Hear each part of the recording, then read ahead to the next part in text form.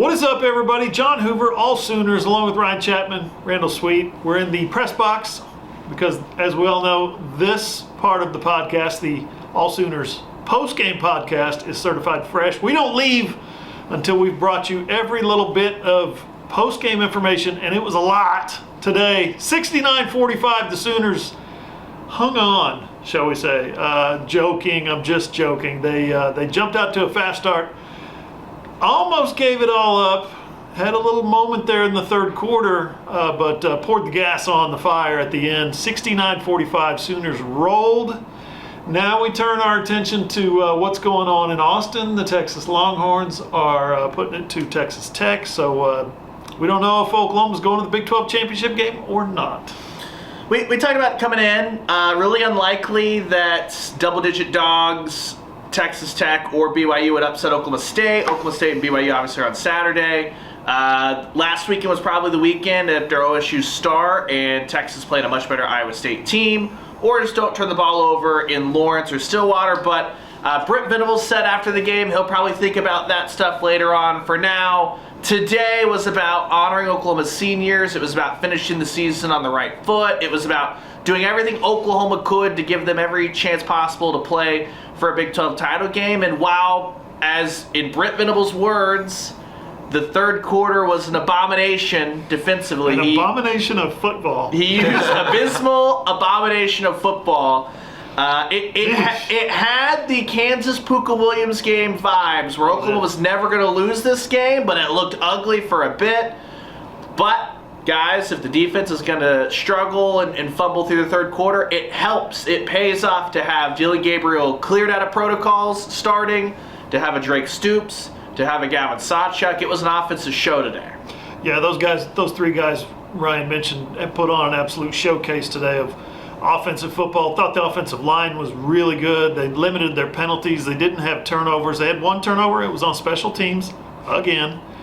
It's getting a little weird on the Oklahoma special teams unit, but Gabriel had a pick as well. He did. That's right. He underthrew. He underthrew Brennan Thompson, and Brennan Thompson had no interest in coming back to the football. He just was slow to recognize, hey, that ball's not going to get to me.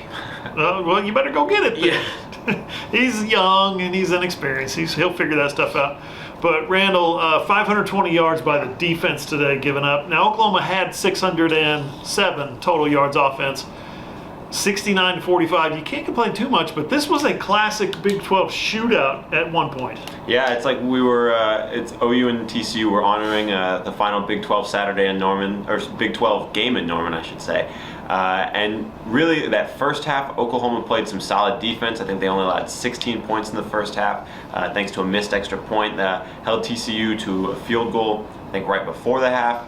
But, like Ryan said, in the third quarter, TCU kind of ran the ball at will. I think you guys mentioned it. Amani Bailey had 150 yards, averaged 7 yards a pop.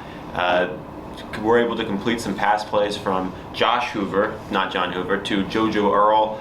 He had a pretty big day. So there obviously were some holes, but again, 69 points, the Sooners were able to overcome that. And Billy Bowman's still adding another pick six to the resume. And then, again, the first half defense combined with the fourth quarter, they were able to hold tight enough.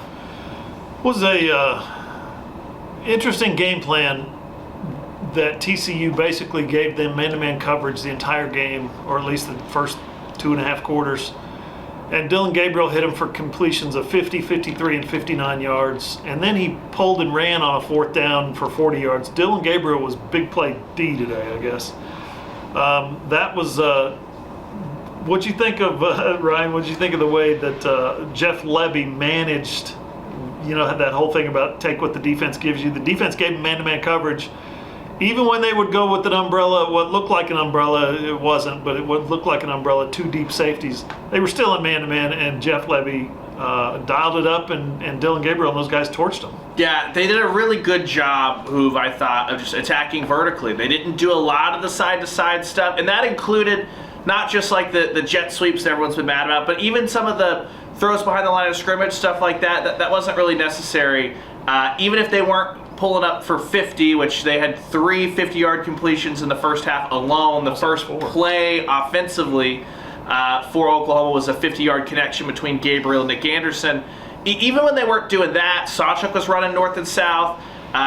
Dillon Gabriel found Drake Stoops a ton over the middle of the field, downfield, and it just felt like Oklahoma, as long as they didn't stub their toe or get themselves behind the chains, could do no wrong. And when things are that simple, I think it's what Oklahoma fans have been asking for all year long, is just do the vertical stuff. That stuff has worked great. That stuff has been there. And against a pretty mediocre to bad TCU defense, a defensive line that offered no resistance whatsoever to Oklahoma's offensive line, it gave Gabriel all the time in the world to sit back in. And there were a couple of times, Hoove, that it felt like got through his progressions twice before deciding to dump it off to Sawchuk or finding a Drake Stoops. Yeah, and those opportunities were there against Kansas, and they were there against Oklahoma State, not to the extent that they were today. But the deep ball was there in both of those games, and Jeff Levy's game plan was safe and conservative and weird, and the wind was blowing, and it was wet, and it was cool, and all that. Today, the conditions were pretty good. It was a little windy, a little cool, but the key for me was Dillon Gabriel coming out of concussion protocol, as Ryan mentioned. He got cleared on Thursday. Today's Friday. He got cleared yesterday. He found out yesterday he was playing. What a performance by him. Yeah, and I was thinking it while on the field in that fourth quarter. What if Dillon Gabriel hadn't played today? Would Oklahoma have been able to keep up with that rushing attack and what Josh Hoover and JoJo Earle were doing? I mean, while I think we all believe in Jackson Arnold for the future, it's hard to say that in his first start he could have outdone 45 points that TCU put up. So again, you mentioned it, great performance from Dillon Gabriel, running, passing, he looked really good, and I think that Oklahoma needed it today with what their defense was, with how their defense was playing. And while he did underthrow Brennan Thompson once, which we've kind of talked about before, that's happened multiple times this season, he hit him right in stride for a touchdown earlier in the game. So the one mistake I don't think really puts too much of a blemish on it. You make a good point. They needed Dillon Gabriel to be 24 of 38 for 400 yards with 3 touchdowns, and what do you have rushing? He had a 36 and another score on the ground. And the 40-yarder on 4th and inches. Yep. From the 29, from the OU 29-yard line, Brent Venable says, go win the game. We need this 4th down pickup, go win the game. That was an impressive play call, and an impressive execution by Dillon. Yeah, Dillon after the game said the GPS probably won't be too kind on it. He spent half the run looking behind him, worried about who was going to run him down. But yeah, it was a good pull, it was a good read, and it's why you trust a veteran quarterback in that situation to know, hey, if you're in that option look, he'll make A, the right read, B, it'll be a good flip out to Sawchuk if that was required, but it wasn't obviously. And he just put his left foot in the ground and got upfield, basically, looked around, and he had nothing but green grass in front of him. And so it was a really, really great performance from Dillon Gabriel. And we kind of talked about this on our postgame wrap from the field. It's on AllSooners.com. On like a personal level, I've enjoyed talking to Dillon Gabriel, getting to know him over the last 2 years. And I would have been pretty dejected for him to not get one last chance out here on Owen Field. He's got another eligibility if he wants it. He was non-committal about anything as far as what his future holds in the postgame, but all year long it's felt like he's talked about this year if it's going to be his last year here at Oklahoma. The way he talked about Oklahoma needed him, he needed Oklahoma. It didn't feel like a guy that was talking about a place that he's coming back to next year. I'm happy for him that he got to get all his family in and have one last ride alongside the guy he named his best friend, Drake Stoops, who those two guys put in a performance to remember for their last showing on Owen Field. Yeah, let's talk about Drake. Another career high, tied his career high with 12 catches, 125 yards. Had the 1 touchdown right after tiptoe picking up a first down, 1st and goal on the sideline. He gets the ball on the other side of the field, reaches across, scores the touchdown. Oklahoma's receivers have been the best position group on the field all year, and they were that again today. Brennan Thompson comes out of mothballs basically again, catches a 53-yard touchdown. Wonder what his season average is per catch. Like, seriously, it's like 40 yards. I don't know. We'll look it up. Jaden Gibson had a 59-yard touchdown on which he caught it at like the 10-yard line and dragged a dude 10 yards into the end zone, was holding on to his jersey, and while he was crossing the goal line, was signifying to the fans, and he said his teammates, we're going to score, I'm going to score, we're going to pull away, this is going to be awesome. A little cocky, but you got to love it. Nothing wrong with that. And then Nick Anderson had a 50-yarder. So, I mean, again, you look at Jalil Farouk, who was coming, we never really got a clarification.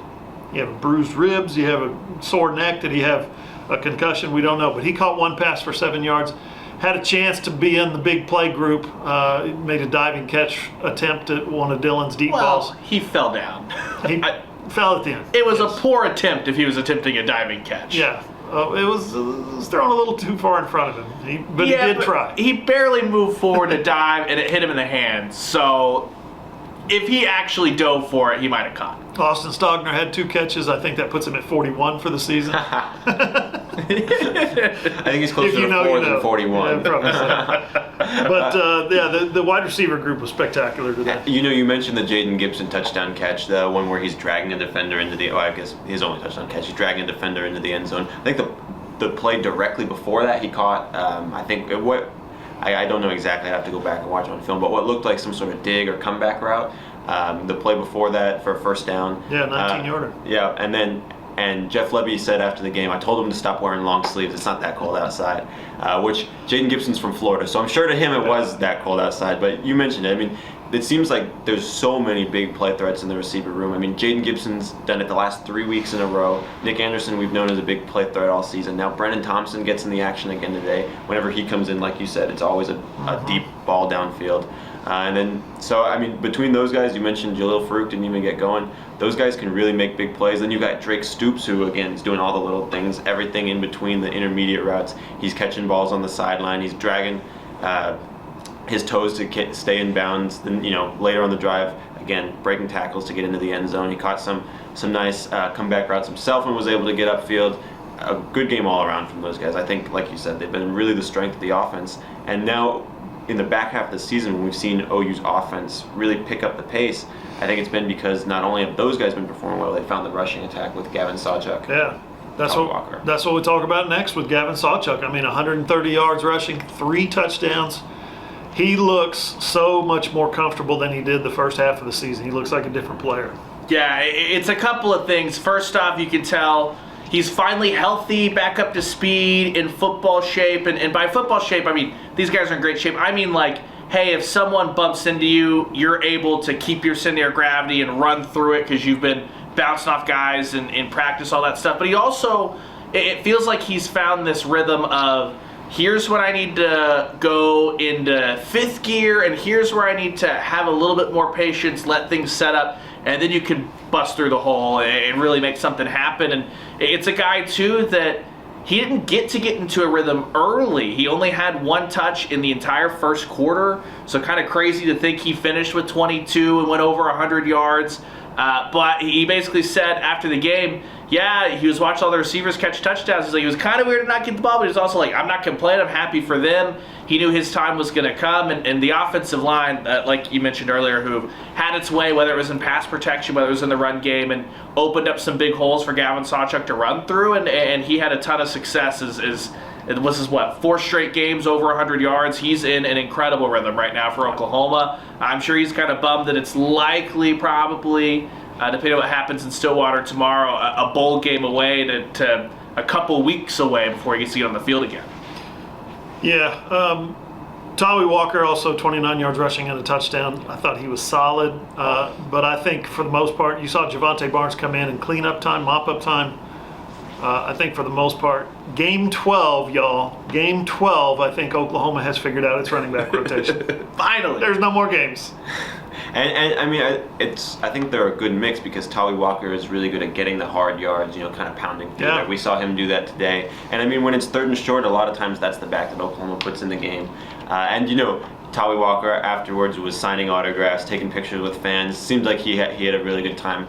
I think Mike Houck put in the game notes that he's had his 7th career rushing touchdown, 7th of the season, which, for a walk-on running back, 7 touchdowns is pretty good. Yeah, it's pretty good. All right, you guys want to talk about the elephant in the room? 69 on one side, 45 on the other. I mentioned it, 520 yards, 176 rushing, 344 passing. TCU kind of did what they wanted offensively. I said after the game, when you see a guy by the name of Hoover throwing the football 58 times, that's probably what you want. But in this case, he had 344 yards, ran for a touchdown, threw for 4 touchdowns. Mr. Hoover got it done today. Yeah, mostly in the third quarter, though. I actually thought Oklahoma's defense played okay in the first half. He had a lot of great moments. They came out, forced the initial punt. Then Gavin Freeman just, special teams was awful again. Forced another punt. Forced 2 straight punts. Right? Yeah, and they forced 2 straight punts. The special teams was awful again. Gavin Freeman muffs a punt. He can't return the punts next year. Figure something else out. Yeah. Anyway, that sets up the short field for TCU to go 19 yards and score. Then really, other than that, Oklahoma gives up the one big drive, 75-yard the second touchdown.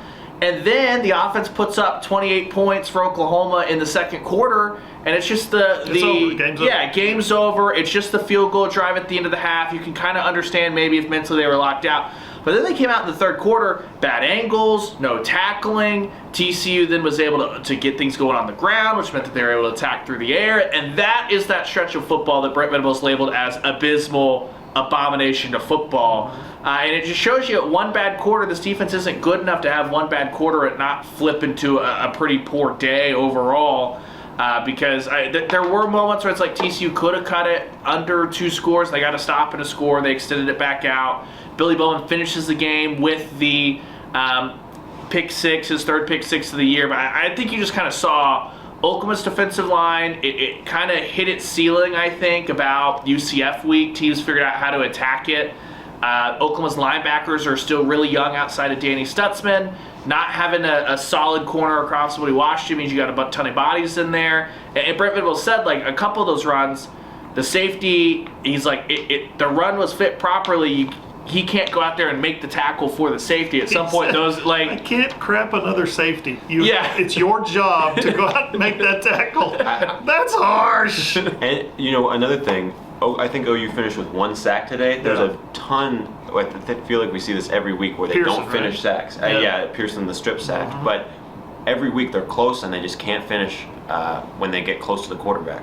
I'll give you a couple of numbers in the third quarter. TCU outscored OU 22-10. Total yards 228 to 151. Rushing, average rushing, I should say. 14.9 yards per carry by TCU in the third quarter. OU 7.3, not bad, but half as good. What? 104 rushing yards to 73. Passing yards 124 to 78. It makes no sense. Brent Venables got asked, so, kind of what happened there in the third quarter? He goes, I don't know. And then went into a lot of what Ryan just explained. So it's a bit of a mystery. I don't think Danny Stutzman was sick this week. He certainly wasn't missing. He was back in the lineup and healthy. It's just, I don't know. I don't get it. A lot of it was happening, and I was in the middle of updating the blog, the live blog or whatever it was, and I'd look up and there goes, and it was like the BYU game all over again. There goes another BYU runner. There goes another TCU runner down the field. It just feels like right now, and I think R. Mason Thomas and PJ Adebawore could be those guys eventually. They don't have any erasers right now along the defensive line. Like, they don't have, when you look at Brent Venables' best Clemson defenses, the interior of that line meant you didn't have to have every run fit perfect, because they're just going to blow some stuff up. Even if, like, right now it feels like, hey, the defensive line's doing what they need to do. It's the fits behind them. Well, an elite defensive line does what they need to do and some, disrupts, gets the knockback, stuff like that. And it feels like since the Texas game, you haven't seen, like Jacob Lacey and Isaiah Coe in the Texas game were knocking guys back, and then suddenly the whole run is screwed up because the offensive line's getting moved and stuff. And it just feels like the defensive line, while not getting blown off the football, is not moving backwards, and that's leaving your linebackers or your safeties have to be perfect. They can't miss a tackle. It has to get all, fitted up correctly, and that's where I think you're seeing just a little bit of the cracks there, and that's part of why, look, this defense, where it's going to finish, it's going to pass like half of college football from where it finished last year in total defense, but I think that's why Brent Venables at no point has really labeled it as a dominant defense, a dominant performance. We're far from that, all that, because I think he knows there's still a long way for this defense to go. That's going to start, frankly, on signing day by getting a bunch of the big-time defensive linemen, and they're going to have to start that development process. Yep. And I don't know what the final numbers were, but it felt like from watching on the field that OU was really bad on 3rd and 4th down again today. I remember it felt like there was a ton of times that OU had the chance to get off the field and they just couldn't capitalize on that opportunity. 3rd down, 7 of 16. 4th down, 1 of 3. 7 of 16 is not good for your 3rd down.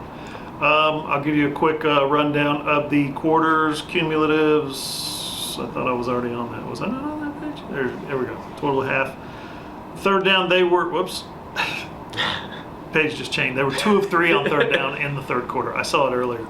One of the numbers I wanted to go over with you guys was that TCU got within 2 touchdowns. They're blowing their doors off, and then twice in the 3rd quarter they get within 2 touchdowns. 52-38. The first one was 45-31. They're within 2 touchdowns. They go for the 2-point conversion. They get it. It's like, oh boy, are we getting ready to have a shootout here? And Oklahoma gets the next possession. They get a stop on 4th down, basically a 4 and out, and then the next possession they get an interception. So the defense made, after that abysmal abomination of a 3rd quarter, the defense made plays.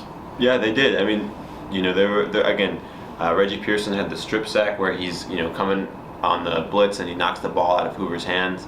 Again, lineman recovers that one, where last week OU was able to land on that. And again, I think we kind of said similar things last week when OU gave up all those yards to BYU on the ground, but they came through when they needed it. Billy Bowman, again, pick 6 last week. Danny Stutzman, the strip sack. And this week they didn't need those plays as much, and there weren't as many of those big moments. But again, they, like you said, they had great stretches. The first half they looked really good. The 4th quarter wasn't terrible.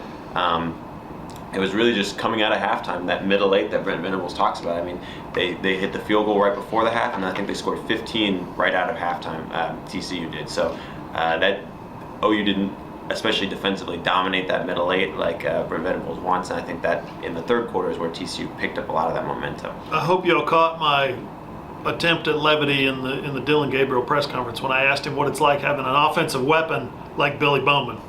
Dude scored his 3rd touchdown of the year on a pick 6. 2nd in a row.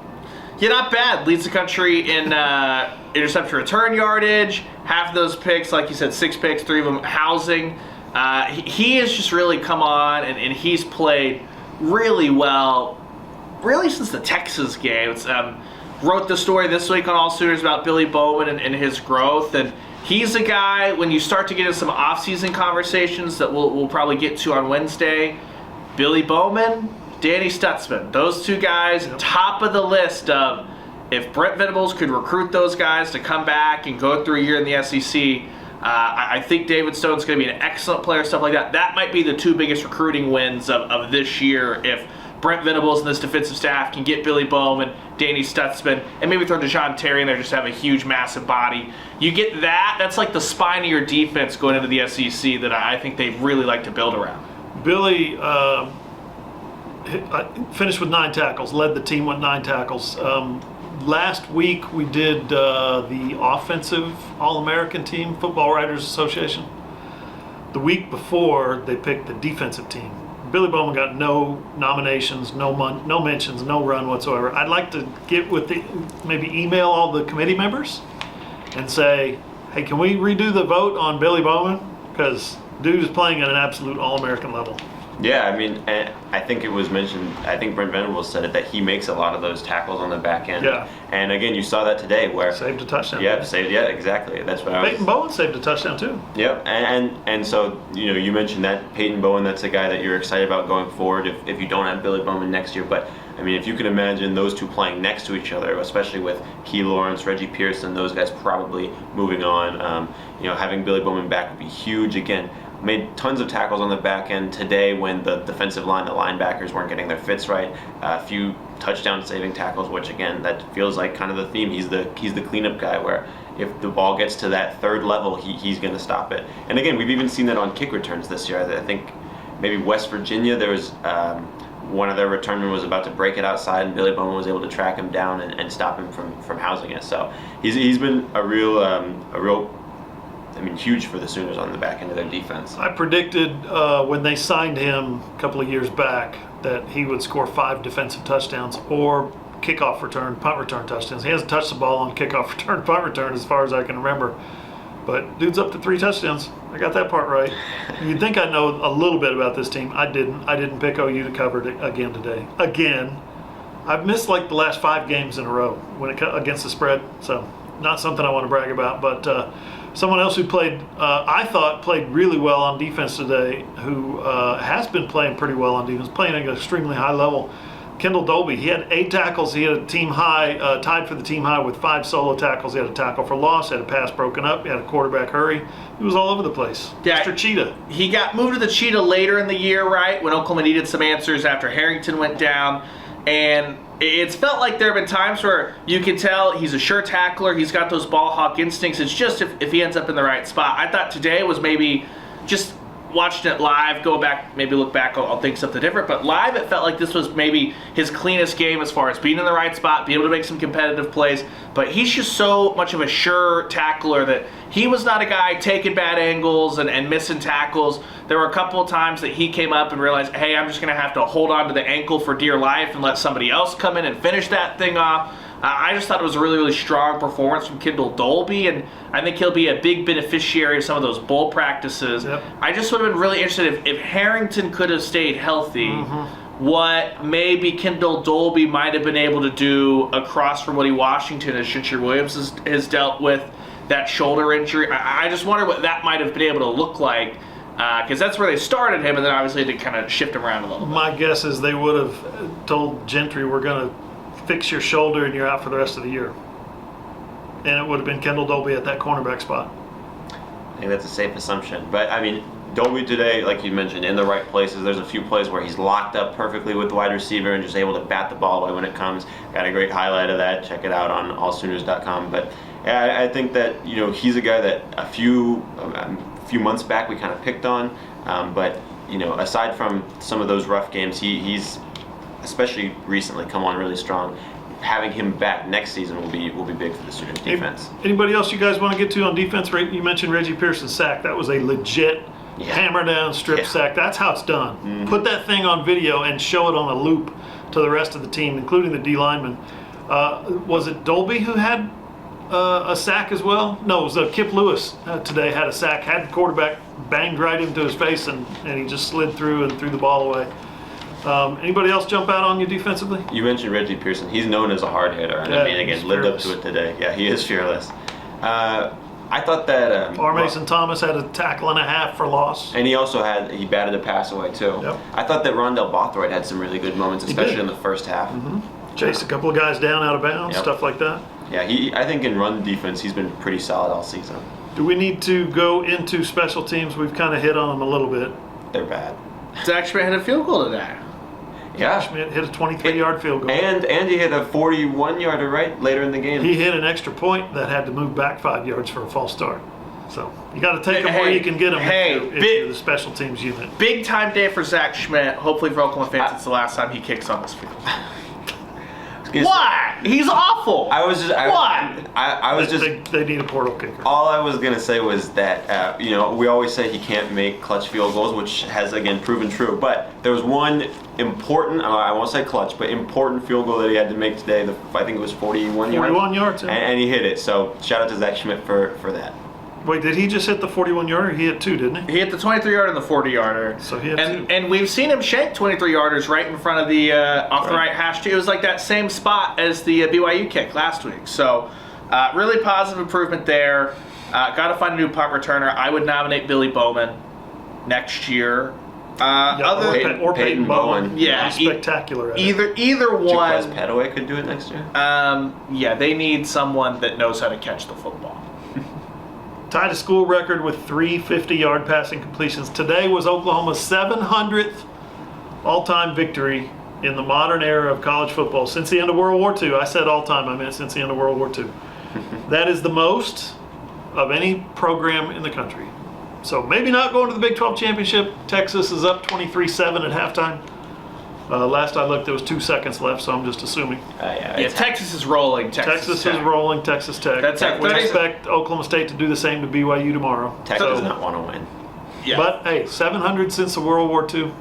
Hey, that's 33 more than Alabama. That's right. They're ahead Over of that time. everybody. Ahead of Michigan, ahead of Notre Dame, everybody. Texas. And they didn't even have to steal signs. Allegedly. Yeah, this was a classic Big 12 game. It says here, most in the history of the series. 114 points is the most in the history of the series. Most in an OU game, in any OU game since Black Friday in 2018. 2018. Kyler Murray at West Virginia. I was a freshman in college. Anyway, we got tons of notes, including that one. Tons of stats, tons of quotes, tons of interviews up at AllSooners.com. You guys, highlight video. His highlights were on. Chef's kiss today. I appreciate it. Yeah. Anything else? Yeah, I think there's a lot of stuff to get into from the post game. We'll probably do on Wednesday, reflecting back at Dillon Gabriel, Drake Stoops, what those guys mean to Oklahoma, stuff like that. But the pertinent stuff, there were reports out of Starkville this morning. More smoke that Jeff Lebby is not just on a short list, but in serious contention for the Mississippi State job.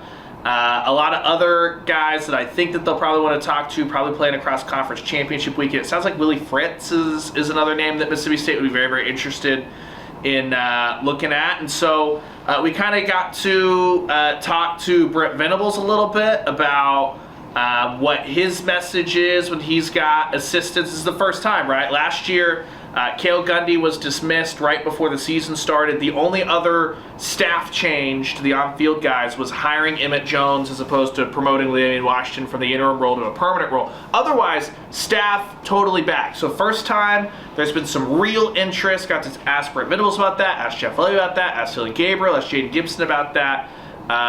The message coming out of postgame was there's a time for everything.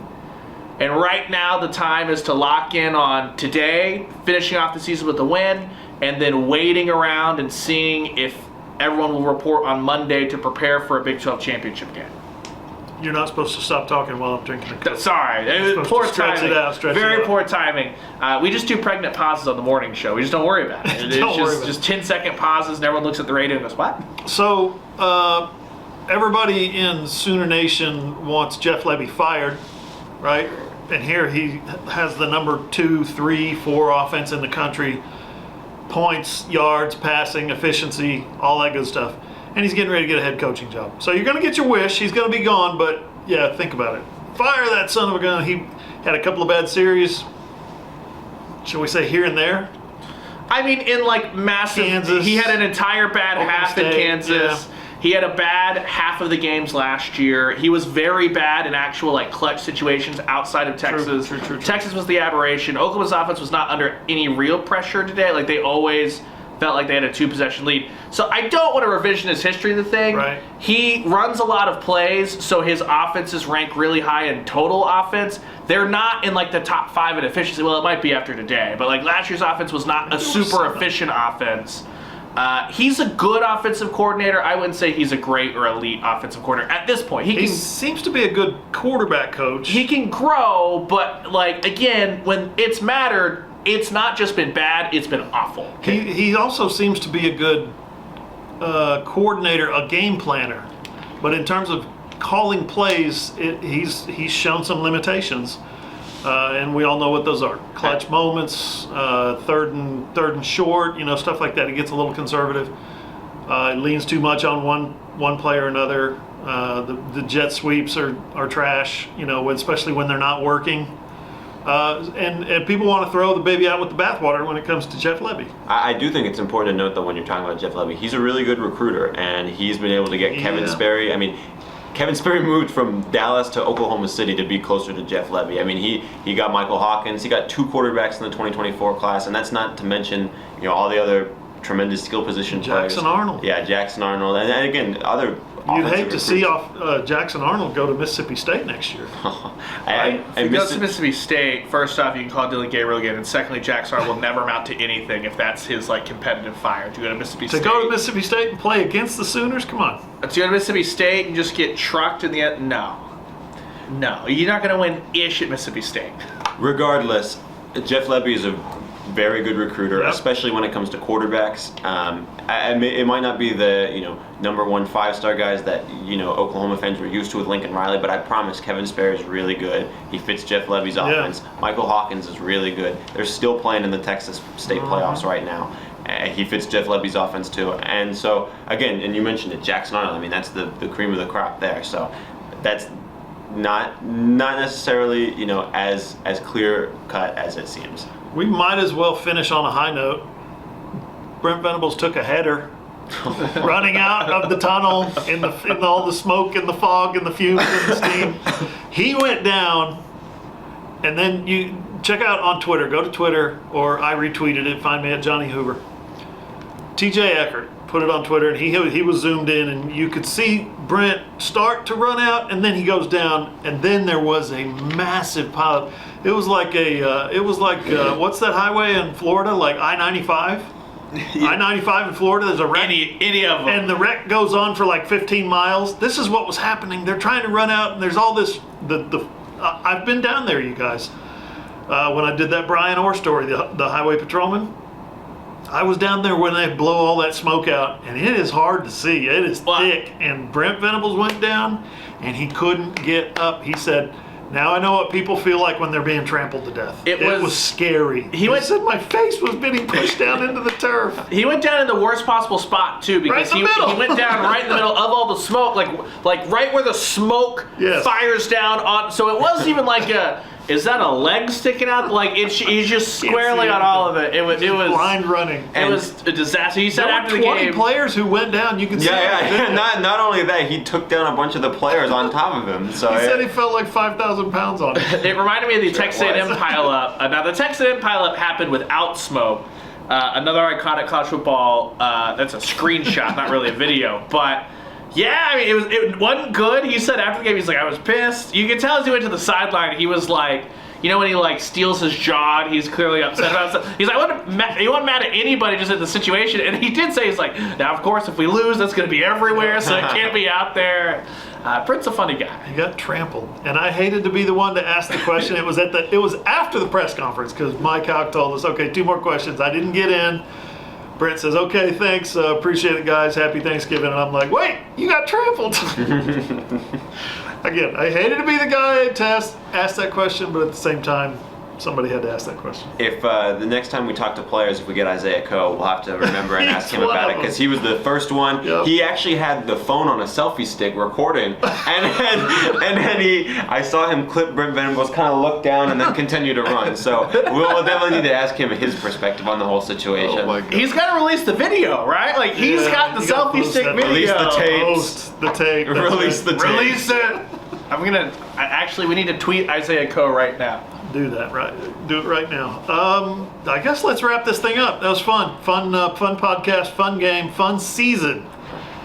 I've said this before, and I mean it. I'm thankful to all you guys, the viewers, the listeners, the readers, the followers, the subscribers, everybody who clicks on our website, everybody who gets us on social media. I just can't tell you how much I appreciate it. It means a heck of a lot, especially this time of year. We think back, on Thanksgiving and stuff like that, and it just means a lot. So I'm very grateful to all of you all for everything, and I'm grateful to these 2 guys for sticking with me all season long. I'm demanding. We work long hours. It is almost 9 o'clock, and we've been here I've been here since 8. Yeah, I've been here. I think I left the house at 6 this morning, so Central Time, right? So no, we really appreciate it from the very bottom of our hearts. You guys have anything you want to add? Shout out to the first regular season with the new AllSooners team. That's right. Yeah, you've done a great job. Appreciate that. Down there on the field, you have your life has changed significantly. Significantly. A year ago, I was working in marketing, and now here I am. Boring. Just kidding. We're getting a tweet from someone, the founder of Longhorn Nation, looks like, that said Texas Stadium is only showing scores of games from the SEC on their Jumbotron with Brett Yormark in the house.